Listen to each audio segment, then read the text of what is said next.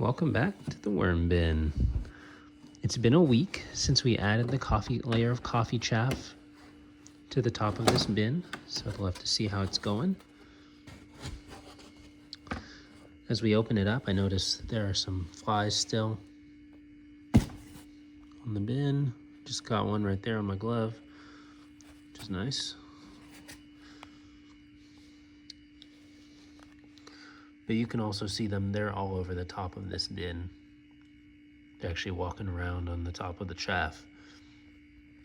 Now it's neat to see the moisture levels. Let's see the top of the bin. You can see the accumulated moisture. And along the side of the bin, you can also see that we've got some worm action there.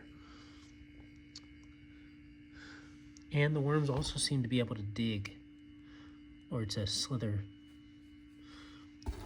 in and out of this chaff, which is really great. So it's not clumping in a way that prevents them from traversing the bin. So that's good. I'm gonna go ahead and dig down a little bit to see what it's like underneath this. And right underneath the surface, doesn't seem nearly as damp. I'm actually gonna take off the glove just to check the moisture level down here. Yeah, it's not wet to the touch. But the worms don't seem to mind it. They seem to be getting in and out of here just fine, which is good. Here's the worm that's on the side. Just watch what that one does for a little bit.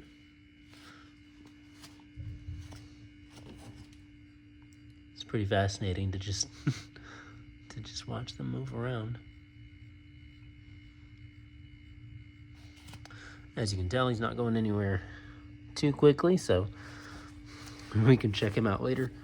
Let's dig down a little bit further into this and see. So the chaff does not appear to really be hindering the flies in any way. They seem to be about the same as they were before.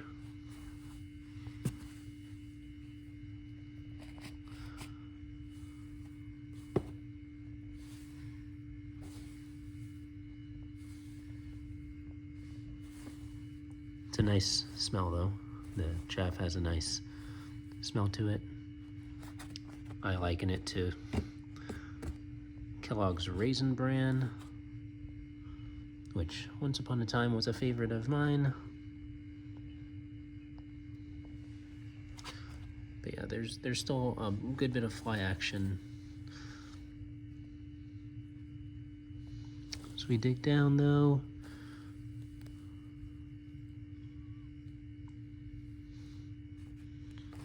everything seems to be doing okay. We've got a worm right over there.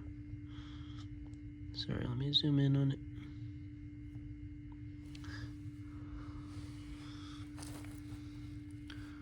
You'll remember that before I put the chaff down, I watered as well. So hopefully the moisture level down here is doing pretty well. Yep. Got a good body of worms down there, which is great. My hope is that the chaff will just mix in with the rest of this and break down just fine. Oh look, we've got a roly-poly there, which is great. Quite happy to see that. The number of flies in here though is still insane. They just jump around. And I see that down there we have an earwig. So that's good. They're a fellow decomposer, so it's part of the process of breaking all this material down. But yeah, everything seems to be doing really well just underneath the coffee chaff, so no real concerns there.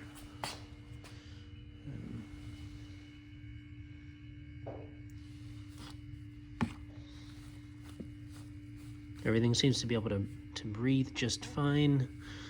It's not clumping in ways that are damaging. So the coffee chaff, for those of you who have not used it, again, is the shell of the coffee or I'm sorry, it's the outer husk of the coffee bean.